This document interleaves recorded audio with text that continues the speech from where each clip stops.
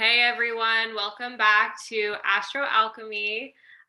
We've been gone for a couple weeks because, well, basically just stuff going on, and then also, unfortunately, one of us was ill. Lora, we're very glad to have you back. I'm glad to have you back, and yeah, so we missed about 4 gene keys, a lot of transits. We missed a bunch of really exciting stuff that happened in August, but we're going to spend today talking about what's going on right now and what's going on in the beginning of September, because today is Wednesday, August 31st. It's 6:29 p.m. Eastern Standard Time, and I believe 3:29 p.m. Pacific Standard Time. So just to give you an idea of where we're at right now.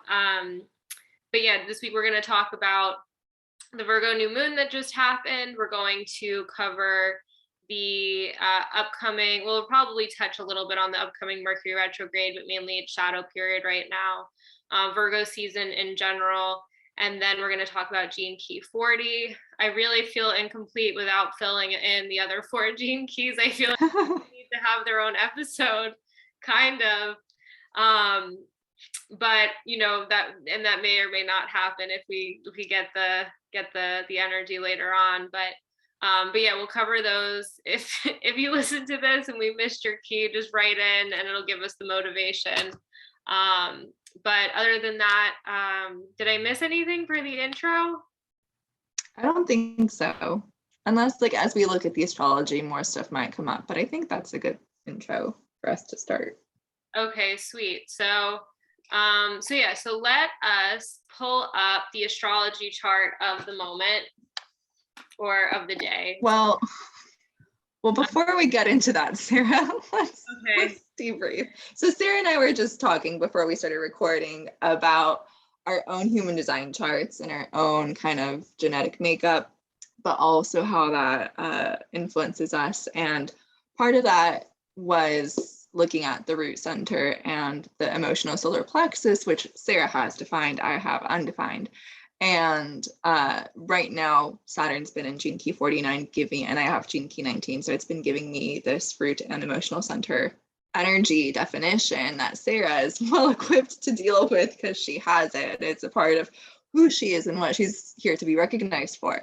And so for myself, these past couple weeks, the 49, if you have gene key 19, Saturn went into 49, I think on July 5th, something like that. And it's going to be there until October 10th? No, I don't know. Sometime in October that it's going to take a little break, recommence in November and go into mid-January, I think mid-November to mid-January. So it's a decently long transit to have if you are like me and you have gene key 19 or gate 19 to deal with this emotional adrenalized, as I like to call it, adrenalized emotional energy, because the root is the pressure to do, the pressure to whatever. For this case, it's the pressure to feel, pressure to have emotions. And so for myself, these past couple of weeks, that has wonderfully manifested as extreme anxiety and not a lot of fun feelings. And so Sarah and I were talking about how she copes with it and deals with it. So I thought that would be beneficial to put and sprinkle into here for you guys if you have defined root or defined emo center, or if you have it undefined and you're like me and you don't know how to process it and deal with it when it's moving through you. So Sarah was telling me, but she'll tell you now about her coping mechanisms and what it feels like for her.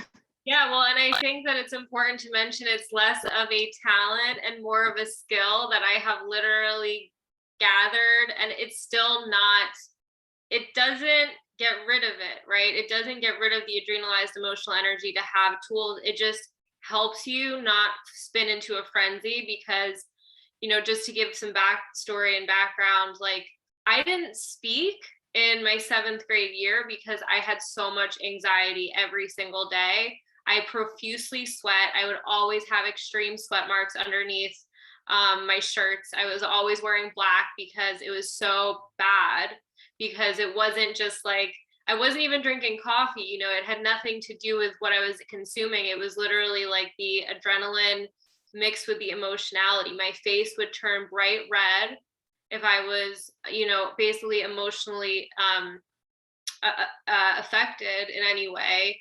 And if I was embarrassed, it would just immediately go bright red. And so, like, there were all of these physiological symptoms of extremely high anxiety that, for the reason of my birth chart, and then also because of the way that I was raised, and then also because being put into basically being homeschooled, and then being in like a small Christian or Catholic school, and then being in a giant public school, it was like everything coalesced around puberty in 7th grade, where I was profusely sweating.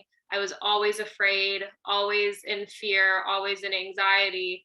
And that was actually 7th, and the end of 7th grade, beginning of 8th grade was when I started using drugs. And it was the only thing that basically freed me from all of that energy. And so it's funny because moving back, and it's completely physical, but your mind can play into it in a way, or your mind can actually have a thought that your body then reacts to. And then that thought creates an emotion that gets the energy of your root to moving together with it. So, I mean, it is like an anxiety attack. It is like a panic attack. And if I had known that it was so insidious, at least for my system, I probably been more likely to seek out like mental health treatment instead of immediately going to like drinking every weekend and smoking cigarettes and smoking weed and all the things that I did from 13 on. And so it's funny that this becomes a conversation, because it is really interesting to look back on it. And now, after being sober for over a year, no more drinking, I've gotten rid of weed, I've really, really had to deal with the anxiety that I get in my physical body in a way. And it's, even when I was still smoking weed, I mean, it wasn't like I was constantly high, but I remember giving a talk in front of 200 people. I was at the assemblage, and it wasn't a talk, it was more like the introduction to other people's talks. And I had to like go in the back and do like an insane amount of breath work in order just to get myself in a place where I wasn't physically shaking. So breath work, right? That's one of the tools that we can use. Like, but I mean like the type of breath work where you're hyperventilating. We're not just like, let's just do left nostril breathing. This is like for at least 2 minutes. It has to be like through pursed lips, inhaling and exhaling, like you're pushing it out of pursed lips too. So you'll feel the oxygen start to kind of return to your body when you're doing that. And it feels like hot and overwhelming, but when you're out of it, you feel better. So that's one way. It's like extreme breath work, spending time with breath work, tapping, emotional freedom technique, tapping. There's like the few spots on your body. I've been doing a lot of tapping. I would love to say meditation, but honestly, like if you're not doing a meditation that requires movement, it probably won't help. And then things like yoga, and I don't mean like you have to do intense asana, but it's like so you can, and it's not to get rid of the anxiety, it's more like to get yourself more firmly planted in your body to be able to take the hit. And so it's like doing different postures to get yourself in your body, and then just walking, just to like burn off some of the energy. So not drinking caffeine, mind you, if you're dealing with this, like, and I've had to kind of I spent a lot of time off caffeine, and I'm like, oh, I love coffee, but I really shouldn't be drinking it still, even to this day. And maybe if you don't have defined energy centers regularly, you can drink all the coffee in the world, but then when you do have defined energy centers because of transits, it might be a good time to just do a caffeine detox for some time. So there's that. And then CBD. So CBD, whatever, it's non-active.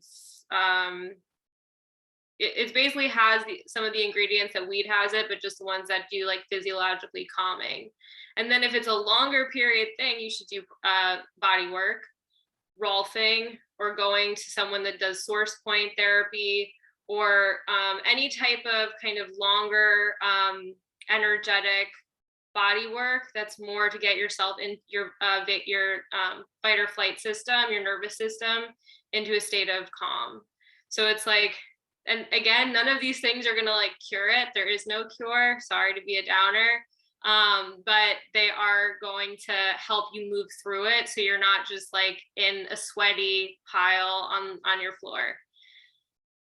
Hyperventilating in 7th grade. No, thank you for that. It makes me think of like just the energies of the emotional solar plexus, whether you have emotions and your center is defined or undefined. Those feelings are there to be felt. They're energy in motion, and the only way out of them is through them. You can't avoid them.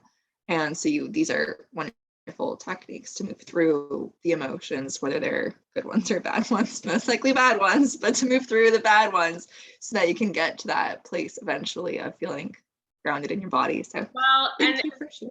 Important to note too, like for me specifically, meditation is not so that when I'm in those, I can't go into meditation when my nervous system is activated, but meditation is so that when I'm practicing outside of those states, when it's not been activated, when I go into those states, I'm less likely to choose thoughts that are going to push me deeper into that state.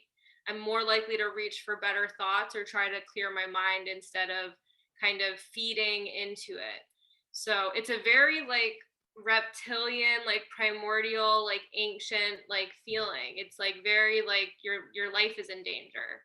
So I don't want to minimize it in any way either, because it's just interesting to know where it's coming from after dealing with it for so long. And it makes sense. I mean, I can completely understand why someone who doesn't have that, and now I'm like, I thought everybody was like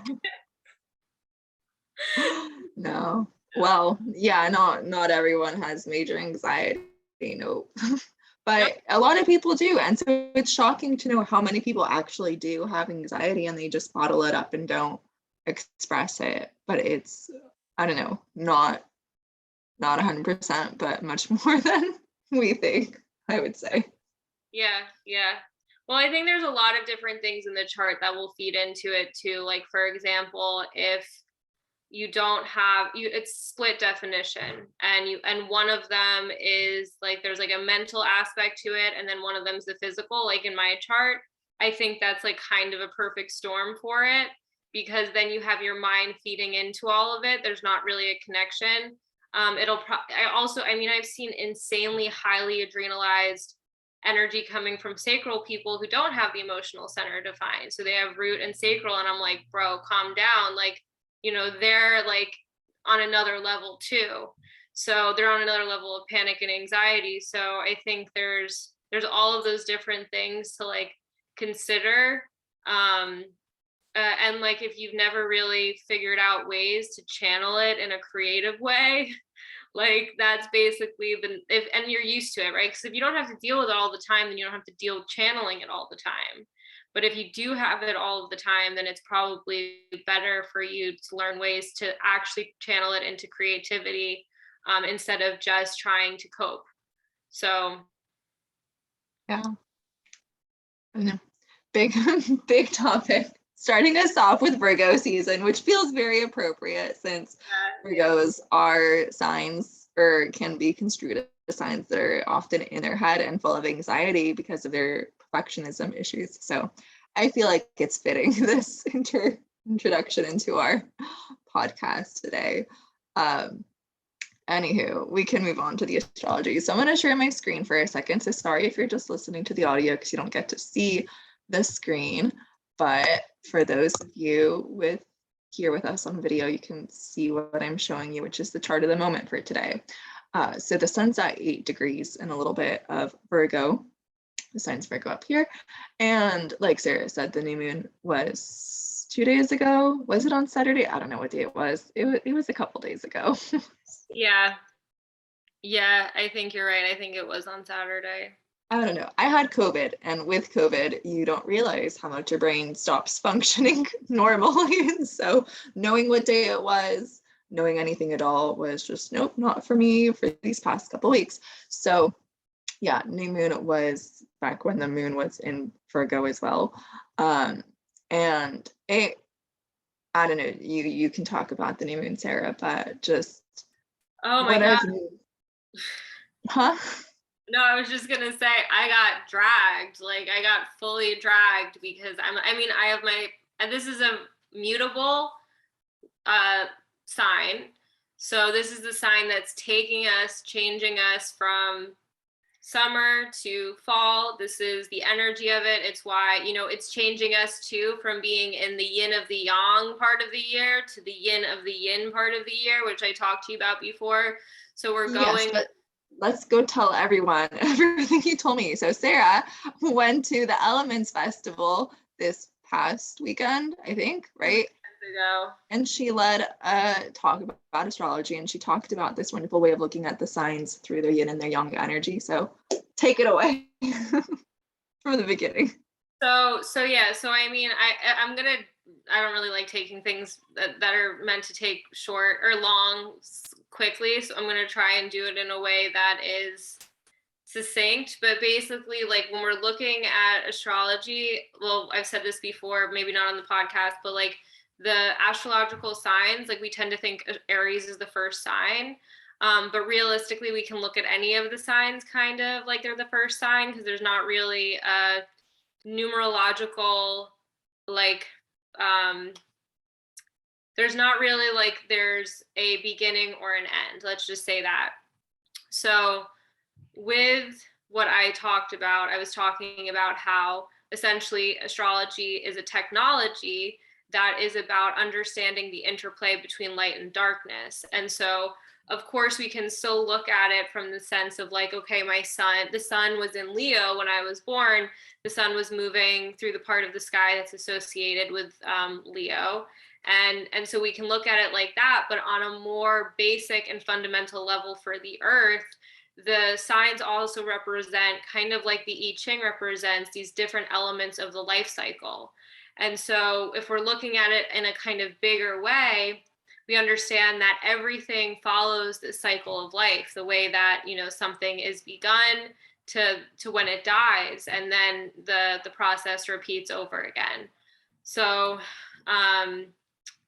1156 here, I'm like, okay, what kind of abstract, where am I going? I want to say it for you. I just get excited, like, I'll do it. I'll take over. I know the answer to the question.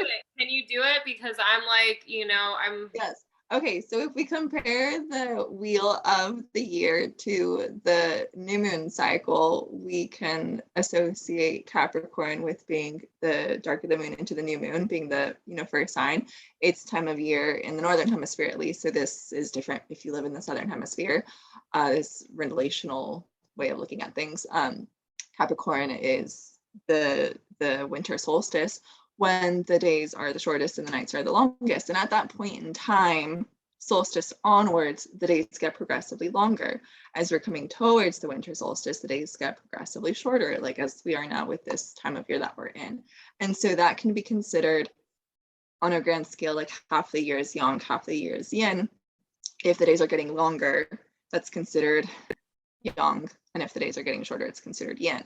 And so Capricorn being, the darkest time of the year, that's like the most yin point, also kind of like the new moon point. And as light progresses and we move towards Cancer on the other side. Let me just really quick say, Capricorn, it is the most yin point would actually be considered like 29 degrees of Sagittarius.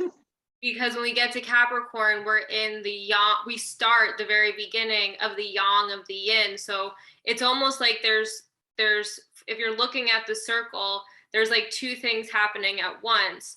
There's part of it where you're right, there's half yin and half yang, but then there's also another part of it where the light is increasing and the light's decreasing. And so it's like, this is the interplay, but sorry, you were doing a good job. I just had to.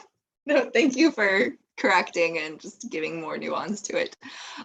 So I think I was saying as we move towards Cancer, that's when the days are the longest. So, and also if you look at just the season of spring, the days are getting progressively longer. And it's that that yang time of year where there is more sunlight. So I think that spring and summer are the yang seasons, and Yeah. winter and fall are the yin seasons. However, from Capricorn to Cancer, that's the increasing light, and then Cancer to Sagittarius, whatever, etc. Going back full circle is the decreasing of light. And so we look at the interplay of these changes of yin and yang, of light and dark, which is, if you don't know how the I Ching is built, with changing lines. If you have a solid line, it's a yang line. If you have a broken line, it's a yin line, and the lines change from one to the other. There's this, changing of energies. And so Sarah was telling me about this dynamic way of looking at things as, quote unquote, technology, as she said, to understand the wheel of the year in the way of, sorry, like my brain just stopped working. You have to start talking now. Okay. I was in a complete thought in my head, and then it just like twiddled out, and I don't know where that's going. That's what just happened to me before too. I was just like, no, just take it. But yeah, basically the point is, and by the way, I just want to shout out Adam Ellenboss at Nightlight Astrology, because he was the first one to introduce me to the concept, but like the concept didn't actually land on me until I was giving a talk about it. So, and this is a thought in traditional astrology, like something that Plato and Pythagoras and all these people, like they had the understanding of, because it really is sacred geometry at its core. And so more or less what we're looking at, like I said before, is the interplay of light and darkness, the interplay of the yin and the interplay of the yang. And so when we're looking at Virgo is in the yang part of the year, but it's in the yin part of the yang part of the year, because it's past the summer solstice when light has reached its height, and now the light is starting to go down before we reach another equal amount of light and day at fall equinox. So Virgo is the most yin of the yang signs. And when we're thinking about what that kind of means, there's a lot of ways that we can look at it. But one of the ways that I look at it particularly is like, okay, we're taking everything that we learned from the cycle, and we're literally getting rid of anything that's not essential. Anything that is not going to come with us through the next part of this journey is gone. And so when we're thinking about the energy of just cutting things away, that's, the Virgo energy that it gets associated with perfectionism. It's more like, no, we're getting rid of the stuff that we can't carry through us through the death cycle and into the next, the new cycle. And so, because after we go from Virgo into the yin of the yin, this is like the deeply receptive time where there's not a lot of action happening anyway. Insofar as the yang way, it's a very receptive time of year. And so Virgo is like the last spurt of energy and action to discern what's important and what's not before we go into like deep contemplation, or we start to head towards the dark of the moon energy, which would be related to the sign of Sagittarius. So I feel like that. And in other news too, Virgo's been associated with the Virgin, but it has to do with the harvest and, what happens when you harvest things. When you harvest things, it's like you can only store so much of what you harvest. You have to figure out what to give away to people. You have to figure out what to jar. You have to figure out what you can eat right now. You have to figure out all of these different things before all of the fruit is gone, is no longer available. So this is kind of, when we're talking about the Virgin, it's more of like extra virgin olive oil than it is like never had a sexual. Never been kissed at the movie. Never been kissed. And it's also like the Black Virgin, which is like a woman who's fully, basically in her essence. It's like the essential quality of the feminine too, again, because we're talking about a yang sign that has yin, a lot of deeply yin qualities. And so it's like someone who has enough yang energy to assert themselves out in the world while simultaneously holding all of those qualities of yin and being receptive. And so this is someone who's who's figured out their essence, and that's what they're grounded into. And so that's Virgo season in a nutshell. I mean, in other ways too, we can look at it through the lens of Mercury. So if you want to talk about that a little bit, Laura, but yeah, so that's how I've been conceiving of Virgo season for myself. It's funny because I garden. So yesterday we made jam out of figs because right now we have a plethora of figs, and I made salsa with our tomatillos. But it's like a battle with the gopher. He just eats so much, and it breaks my heart when he takes my things without permission. But I wanted to say, I lost my thought already. Oh dear. Something about what you were saying. You were talking about being whole unto oneself, but that wasn't it. So from the pagan wheel of the year, I was thinking, there's 3 harvests. There's, if you think about, like, again, in terms of gardening and harvesting your garden, I mean, it depends where you live and how much sunlight you get where you live, because closer to the equator, it's sunlight equally all year long. But I am going to botch their names. I don't know the proper ways of pronouncing the pagan festivals for the year, but there's 8 of them. And so one is the summer solstice, and that's the first harvest. And then there's the change, or I guess it's the halfway point within Leo season. That's the second harvest.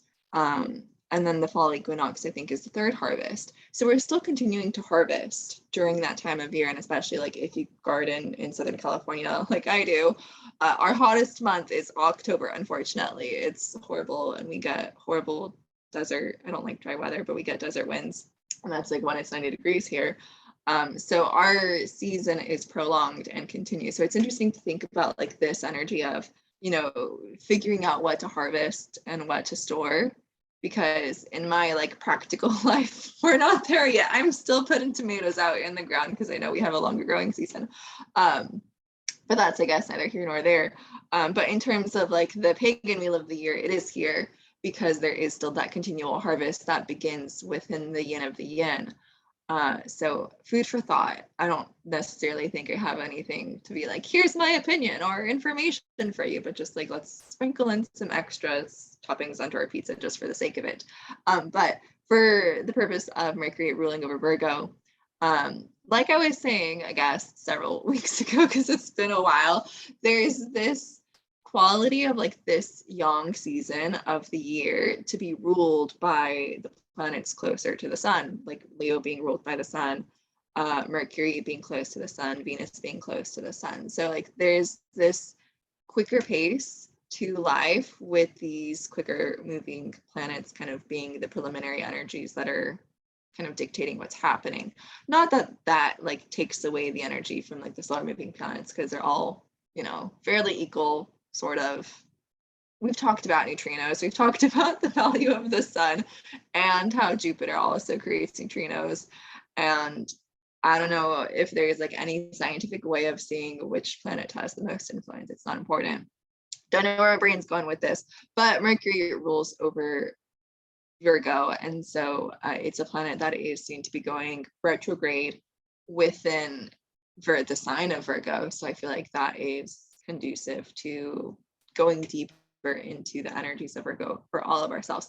Something else I wanted to share that I just remembered was thinking about this concept of time and like the increasing and decreasing energies with the yin and the yang, and the relationship that we each have as individuals compared with our own birth charts compared to like the Mother Earth and the underlying energies for everyone. Because you look at it in terms of your rising sign. Your rising sign is the first house, and that house is on the lower hemisphere of your chart. Houses 1 through 6 are on the underside, and so all of those are quote unquote yin, whereas the top 7 through 12 houses are on the top part of your chart, northern hemisphere, and so they're more yang. Those are ruled by daylight versus underneath are ruled by dark light, lack of light, darkness. And so we can look at our relationship to this concept of growing and decreasing energies based off where we are in our own personal point in time with our own inner wheel and the external wheel that we have to work with being human and, you know, participating in the Mayan, the matrix that's all around us. Again, food for thought, not necessarily anything. I'm just talking for the sake of talking. I think that's exactly right. And just to wrap us up, like, we all have planets in different parts of our chart. So like to be like, oh, like if I was born in the southern hemisphere, then I'm not a Leo anymore. I'm an Aquarius is not the point that I'm trying to make. The point that I'm trying to make is that there's like a mathematical perfection to the energy that's where some of the connotations of the signs have come from, as opposed to it being just because, oh, the Leo looks like a lion in the sky, right?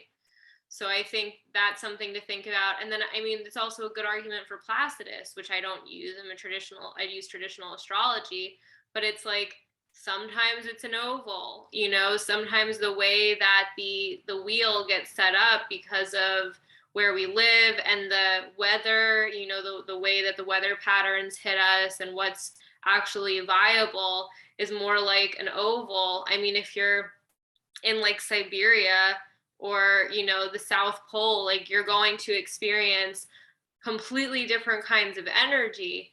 So it's not so much to be like, if you live in different places, you're not this sign or you are this sign. But I think it's more like food for thought.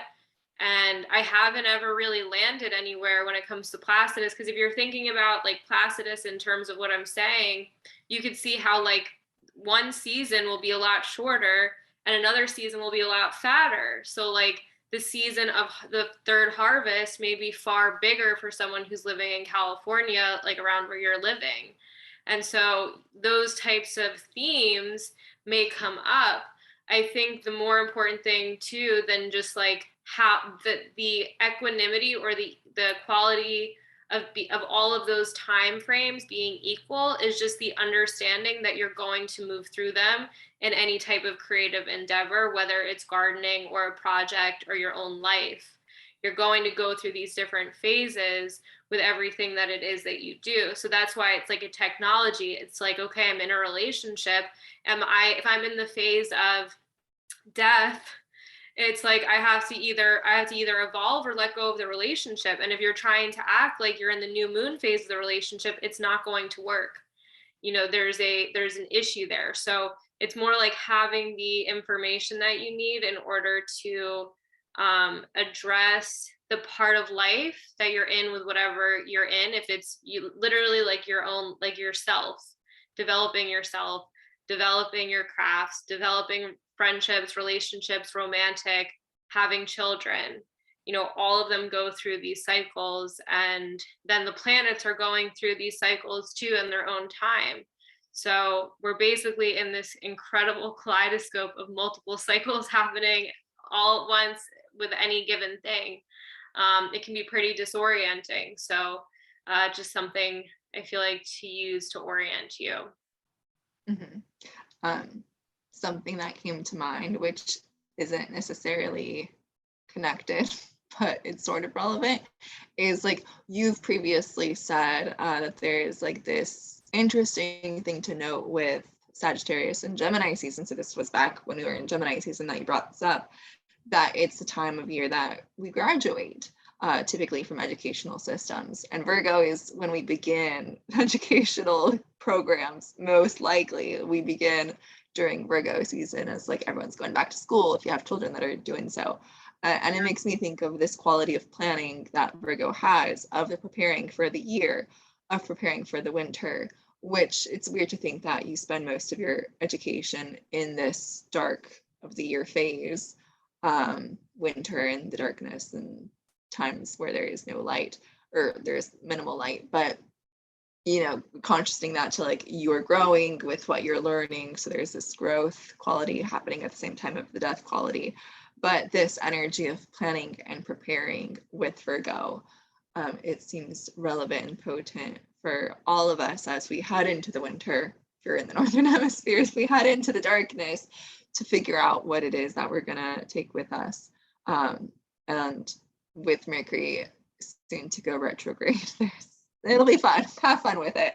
So, as I usually say. Not like Mercury retrograde here. We freaking love it. We do. We honestly love it. I feel like we're fully in support of all of the mercurial shenanigans that are going to happen. So, But Virgo can be so serious. And so I feel like Gemini's the more fun side of Mercury. So like, well, Gemini's the more, it's the more yang of the yang side, that's for sure.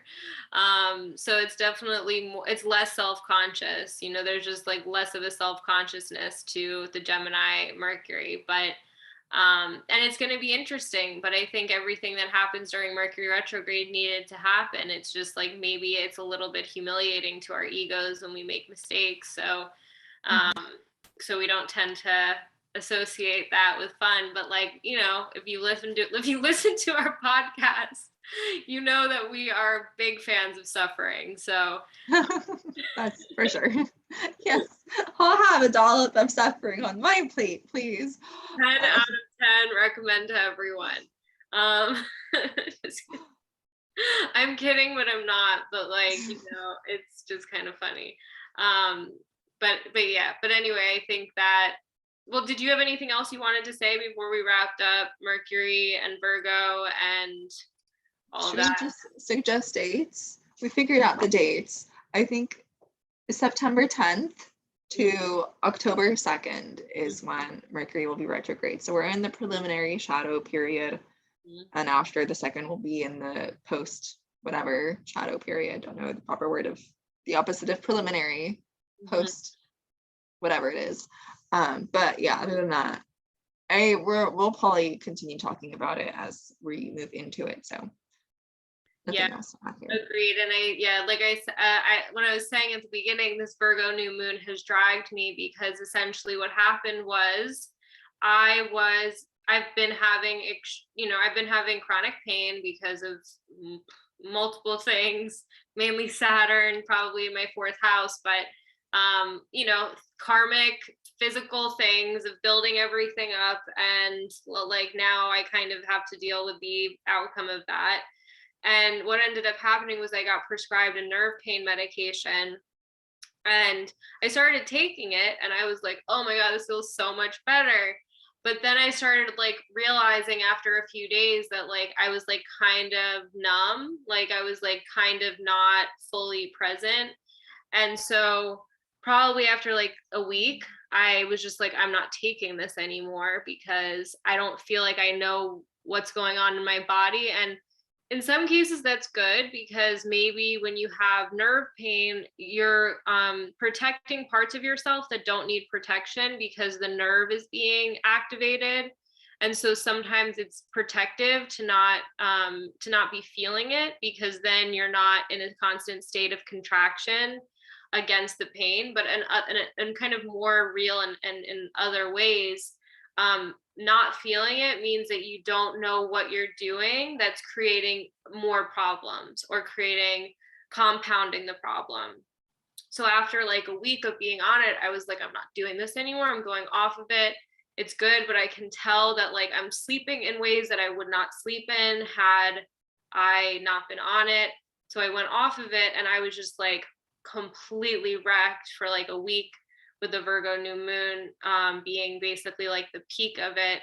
And it just, first of all, it made me realize like, okay, I can take this thing that's going to decrease my suffering, but like if it doesn't actually go to the root of the problem, then what good is it? So that was like a very Virgo energy for me.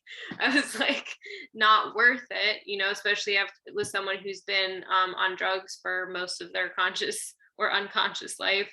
And so like that was a big lesson that I pulled out of the Virgo new moon, was just like, sometimes you just have to go through it, and like you're not supposed to fix anything, because sometimes the fixing the thing is like a side quest and takes you away from really having to get down to the root of something. And so I think that Virgo thinks a lot about the structural integrity of things. And my structural integrity was not good.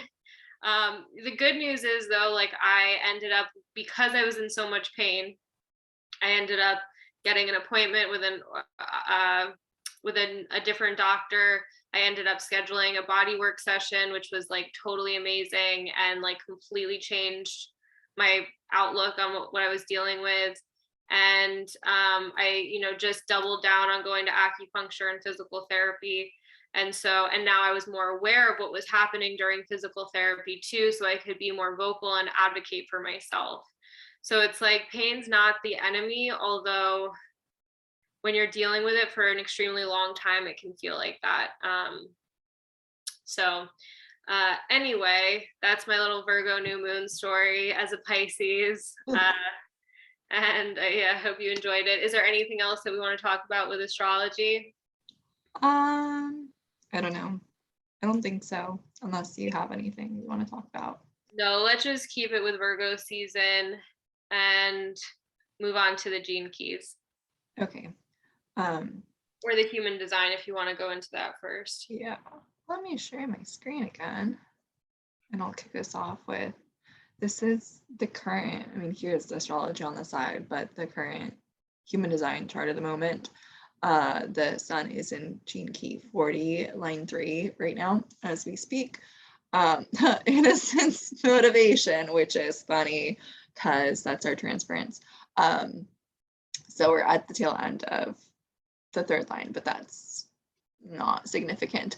And the programming partner for 40 is 37, which also happens to be the whole channel that is between the heart center or the ego center or the will center, the red offset triangle that's not symmetrical, and the emotional solar plexus, which is the brown triangle on the right hand side. So 40, whenever the sun is in 40 or 37, or the north node or south node, because those two planetary bodies, four planetary bodies, for either pair, they're always opposite of one another. And so whenever one's in one, the entire channel is defined. But like say Mercury was in 40, that doesn't mean the whole channel will be defined. But since it's the sun with 37 being where the earth is, we have that whole channel, and it is a big one, which I can get into. But before we do that, we'll just share the gene key. The shadow is exhaustion. The gift is resolve, and the city is divine will, with the will to surrender, and the I Ching being deliverance. And I was thinking, I don't know as much about the I Ching than Sarah does. Let me turn off screen sharing. Where did we go? Stop share. There we go. Come on, brain. I don't know as much about the I Ching as Sarah, and so I'm curious if you know much about this gene key from the I Ching perspective. Because when I was reading the gene key chapter, it felt very much hand in hand with the human design perspective.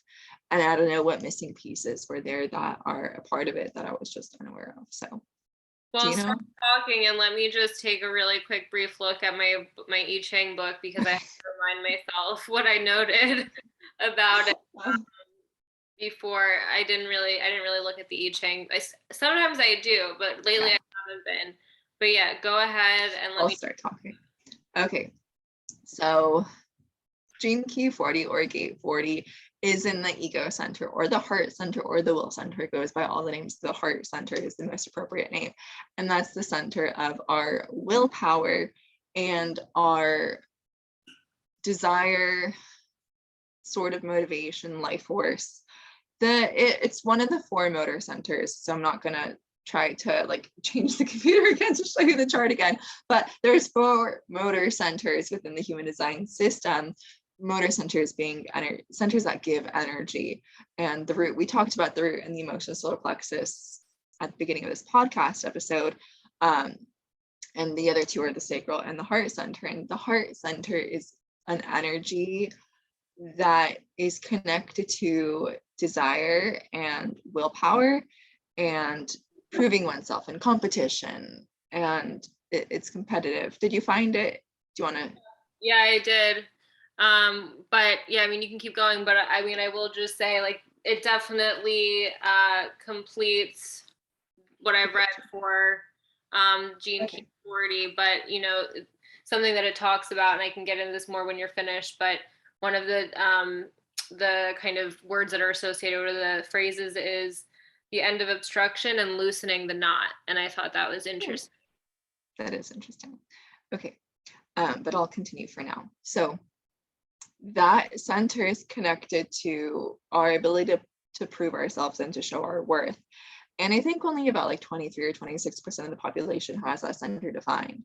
And so with it being defined, say, for example, you have 40 as your life's work, if it's your birthday week, or your evolution, if it's halfway from your birthday, then you'll have this energy and you'll have it defined because of the full channel, giving you this sense of competitive energy to a certain degree to prove yourself, to show up with life force when necessary. And I think the word life force in and of itself is slightly a conundrum when we're exploring this gene key, because Richard Rudd talks about the energy within this. And he talks about energy versus force, that this center provides energy to do, to accomplish, to go after desires and to make things happen. But when we do things that are inappropriate for us, or we choose for our mind to do something and we think we really want this, we should be doing it, we have to do it.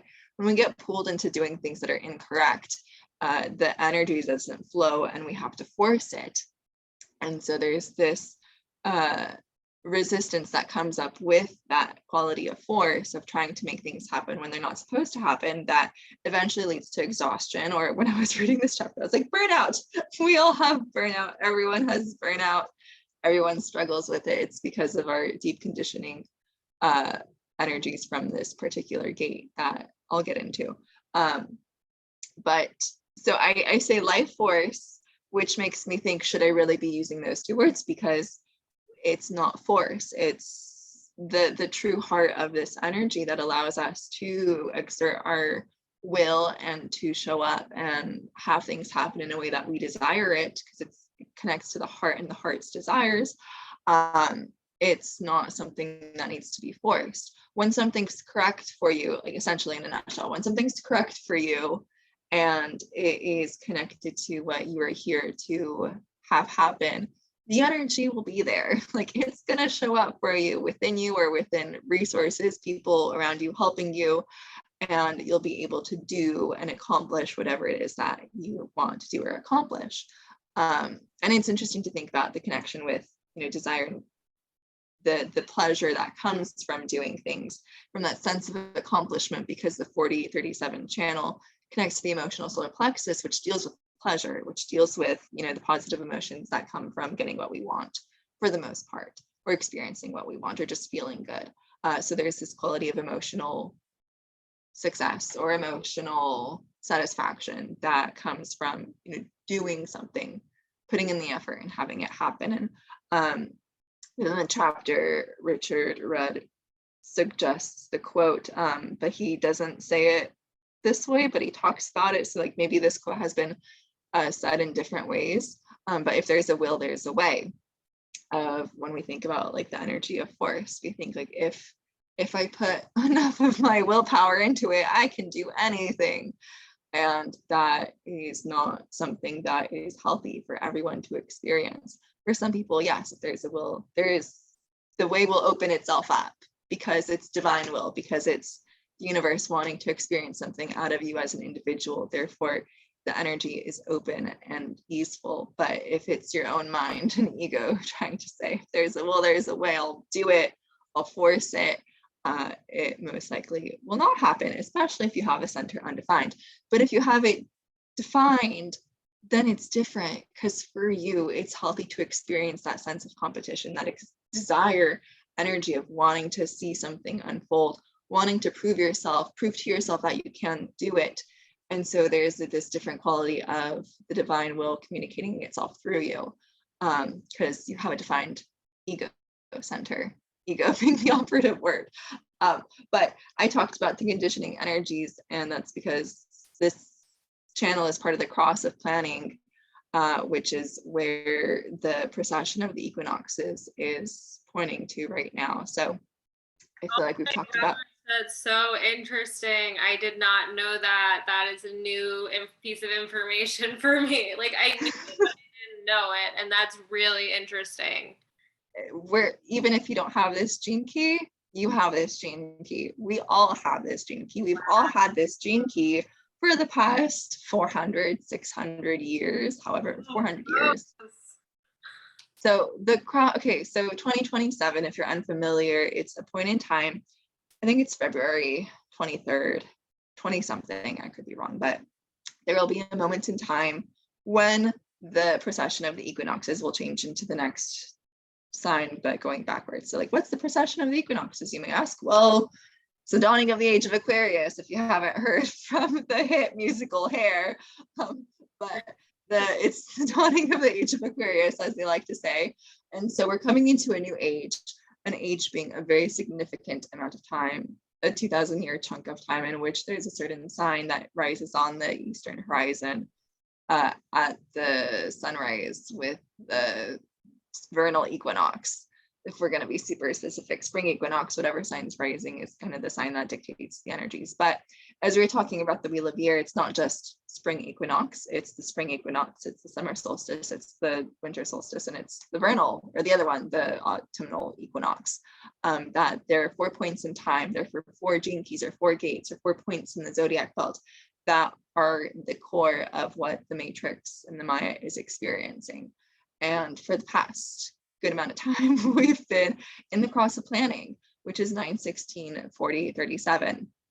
And I have 9 and 16, but I am not cross of planning. But this whole period of time that we've been in has been for the betterment of society through bargains and through agreements with one another to support one another, tribal agreements that support the collective, essentially. 4037 is part of tribal circuitry, so it deals with small, intimate groups of people making agreements with one another. 40 is the willpower to do half of the agreement. 37 is the, okay, thank you for helping me. It's like the gratitude, the feel good, the appreciation for the person doing all the work. And so if you think about people with 4037, they get put into situations where they are the one that has to do the things for other people. They're the ones that show up. They offer deliverance on requests, essentially, hence the name of the hexagram.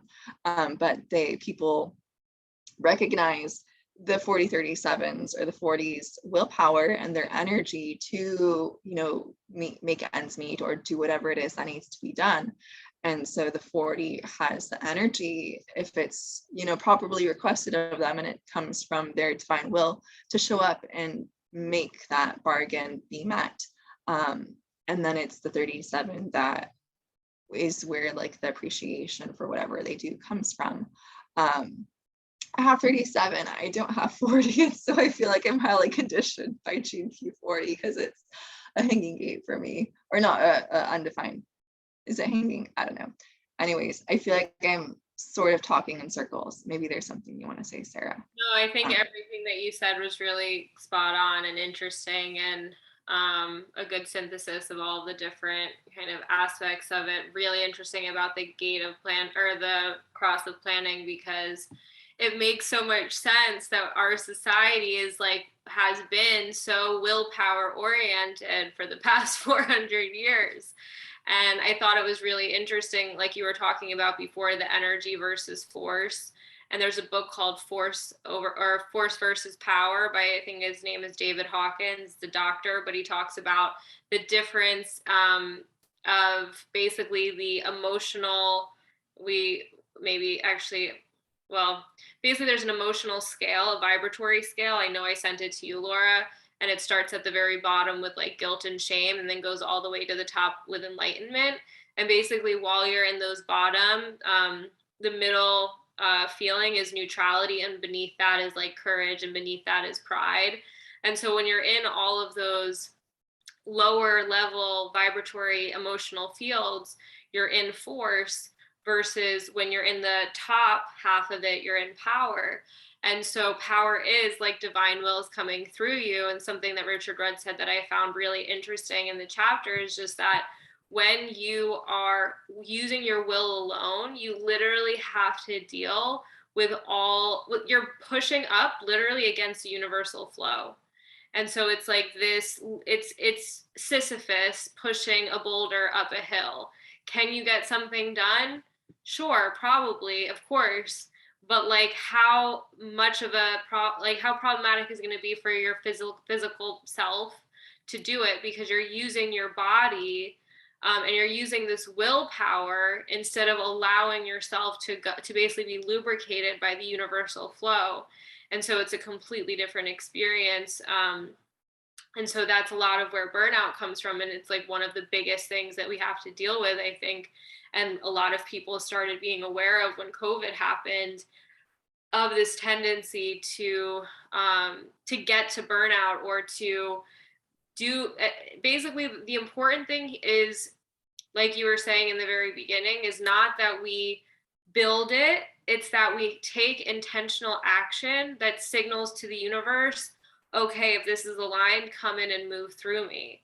But we don't say, okay, I have to do this myself and that myself and the other thing myself and all of these things. Maybe if you're a manifester, there's like a little bit more of that, but it's still energy over force, or you could say power over force, for them, if they're behaving properly, right? There's just an insane amount of friction when you're going against the universal flow. And I think that that's what this chapter and this gene key and this gate kind of speaks to. And I'm trying to think, what were the shadow, the repressive, and reactive? The acquiescent and contemptuous. Okay. Which, if you remember, it's the acquiescent is, if there's two types of people usually with this shadow. I think Richard Rudd explained that either you let people walk all over you, and you're like, I feel like it's very much number 2 numerology of not having strong boundaries and not knowing when to say no. Like the power of no is a big lesson within this shadow, but just being someone that you agree to work for low pay, you agree to do things without getting anything out of the bargain, and so you just let people walk all over you, or you feel like you have to do everything alone, and then you build up a lot of resentment and anger and just icky emotions towards all the other people in your life, either because you try to push through and do things alone, and you don't build the healthy relationships. But again, there's like such a fine line between welcoming people into your life and then also having the boundaries to not let them walk over you when you do. And this is one of the gates of aloneness, in terms of like the sexuality of human design. There are certain channels that correspond to our sexual nature, and this is the one of self-pleasuring, let's call it that. I wasn't going to use the other word, of self-pleasuring, of being alone, of, there's a bargain that's made within the whole channel, but this gene key on its own is about, I'm just going to take care of myself for a second over here without meeting the other person. And it's that requirement of alone time, that requirement for peace from other people, because they can be intrusive and can walk all over you a lot of the times. So I think it's an interesting gene key, because even though it is tribal, it does need a lot of me time, not necessarily sexual me time, but just peaceful, like I need my alone time to recuperate me time. Yeah, no, and I think, I know somebody with this channel too, and that actually makes a lot of sense. That checks out. And I think that one thing that also stuck out to me, which is why I was like, oh my God, of course we're in 40, was the theme of relaxation, and relaxation being very important and being different than rest, and being something that we're the most likely, one of the things that, like, as a society, we're the most starved of.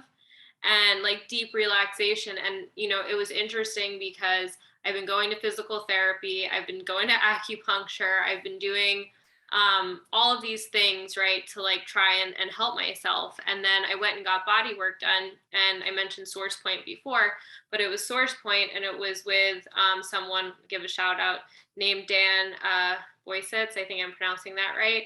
He knows like an insane amount of stuff about the body. He's like literally an anatomy genius. But he was saying to me basically, because I was like, my shoulder hurts, my back hurts. And when he worked on me not in those places at all, because he was trying to get my body into a deep state of relaxation in order for me to be able to heal. And so it was more important to him that I get into relaxation than it was for him to attack the painful areas. And he said a lot of times in Western medicine, they're going to go after where it hurts instead of trying to get you into a state of relaxation. And it's like, yeah, of course, because nobody knows how to relax. But I said to him after my session was over, I was like, I don't think I've relaxed like that, like maybe ever. Like, I literally don't know.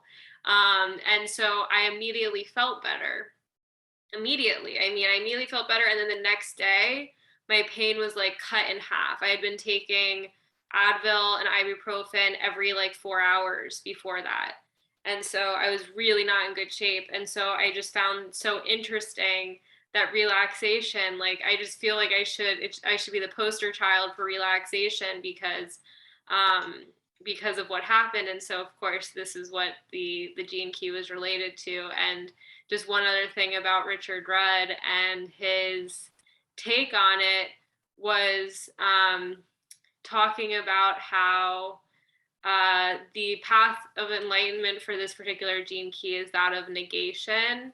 And he speaks on saying no and how important the holy no is, because even if somebody doesn't like you not acquiescing or doesn't like you just helping them even when you don't want to, like ultimately it will benefit the nature of the entire relationship.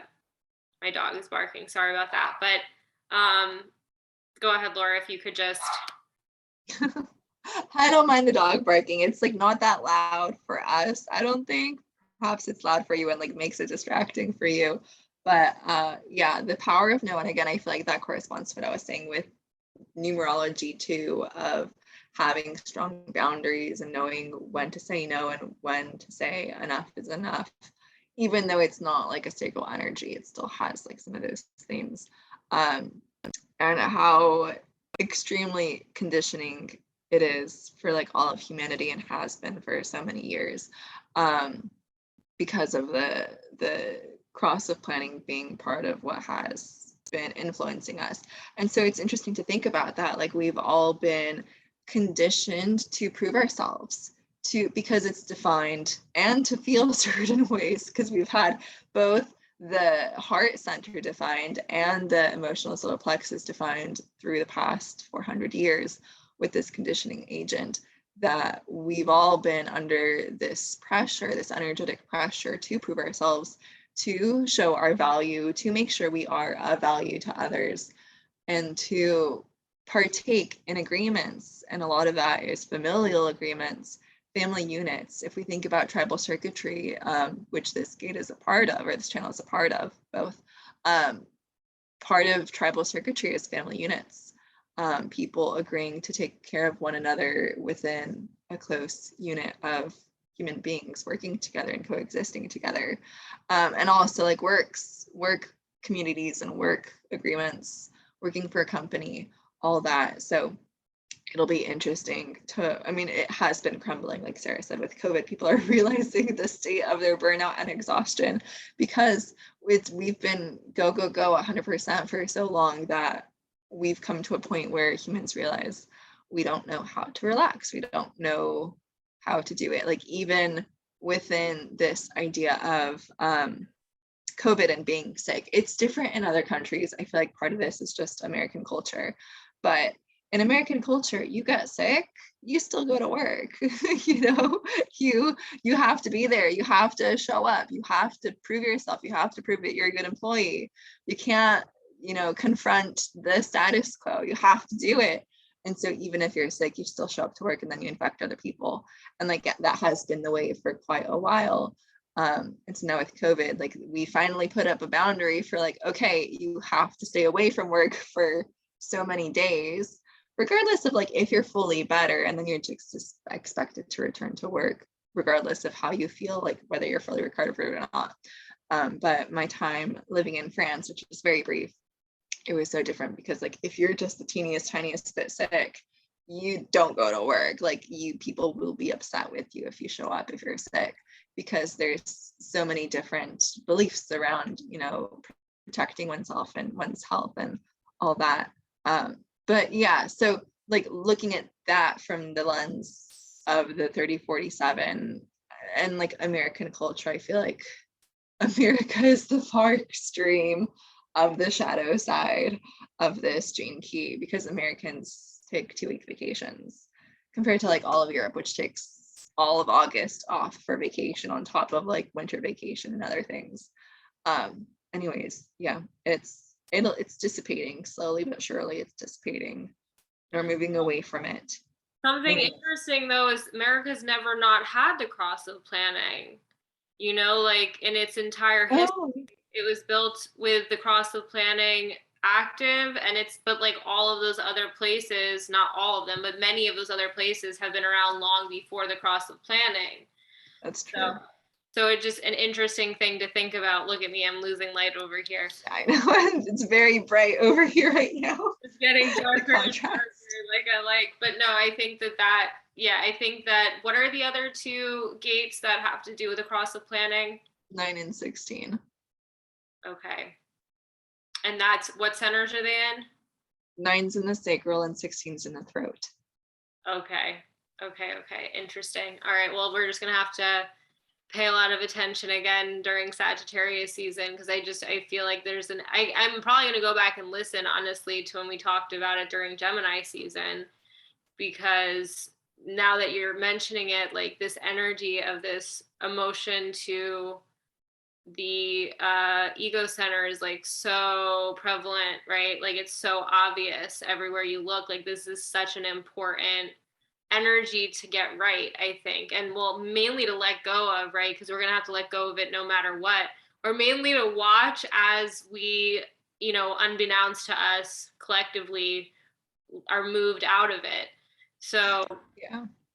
But it's interesting to think about the pleasure side. Like we seek pleasure so much. We seek the emotional high as a collective so much. So that's like also a very adamant part of this channel. It's not just proving ourselves. It's the feel good side too. It'll be fun. We're almost there. It'll be something. In the muck of it. I mean, I'm definitely over it because I don't have a defined G center. So I'm like, I'm glad that we're gonna move out of it. But yeah, is there anything else you want to touch on with 40 before I lose light completely? You'll just be like a little ghost in the dark. Back screen, just talking. Yeah. I guess just my question with the hexagram, the I Ching, what is said within there about it?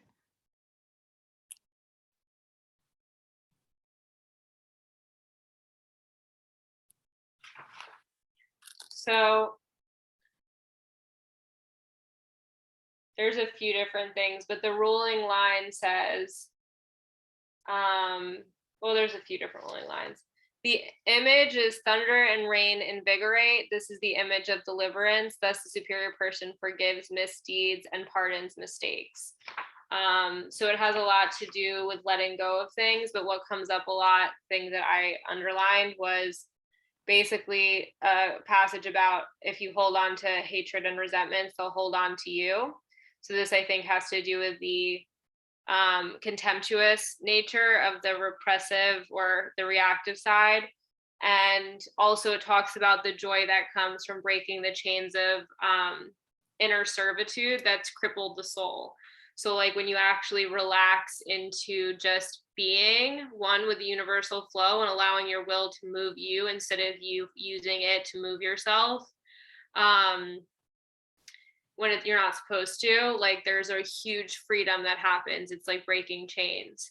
And so that's like going from being instead of doing. And we all need a little bit of that, I think.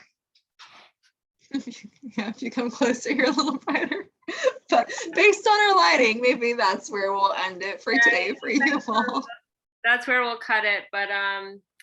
But yeah, but I think that this was a good treatment and I'm glad to be back. It feels very refreshing. Yay. Okay, thank you for listening, everyone. Tune in next week. Hopefully we'll still be here. Yeah. Make no promises because we have undefined ego centers, so we make no promises. Good. So I think we'll be okay. But yeah, thanks everyone and take care. Bye.